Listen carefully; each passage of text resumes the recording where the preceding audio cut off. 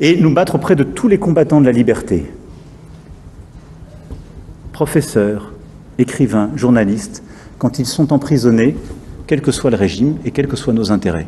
Nous avons toujours fait cela et nous continuerons de le faire. Et en disant cela, j'ai une pensée singulière pour un combattant de la liberté, écrivain, franco-algérien, qui est Boualem Sansal. Il est détenu de manière totalement arbitraire par les responsables algériens. L'Algérie que nous aimons tant et avec laquelle nous partageons tant d'enfants et tant d'histoires entre dans une histoire qui la déshonore, a empêché un homme gravement malade de se soigner. Et ça n'est pas à la hauteur de ce qu'elle est. Et nous qui aimons le peuple algérien et son histoire, je demande instamment à son gouvernement de libérer Boualem Sansal.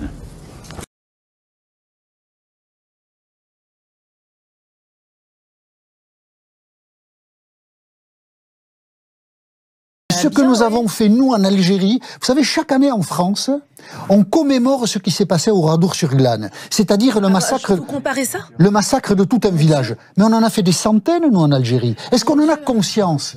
Donc, il faut dissocier les dossiers. Terrorisme en Algérie, mais si nous avons une difficulté à avoir des relations saines... On n'a pas fait Oradour-sur-Glane en Algérie. On a mis des gens, on a mis des femmes et des enfants dans une église, on a mis le feu. Vous vous rendez compte ce que vous dites? Vous connaissez les détails de la conquête en Algérie? On s'est comporté comme des nazis. Combien de villages ont été massacrés? Mais des femmes? Michel, on s'est comporté comme des nazis en Algérie? Mais les nazis n'existaient pas. On ne s'est pas comporté comme des nazis. Les nazis se sont comportés comme nous l'avons fait en Algérie.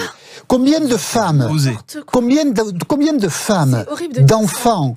Mais on n'a pas mis des mais vous ne connaissez pas du tout l'histoire de la conquête, de l'Algérie par la France.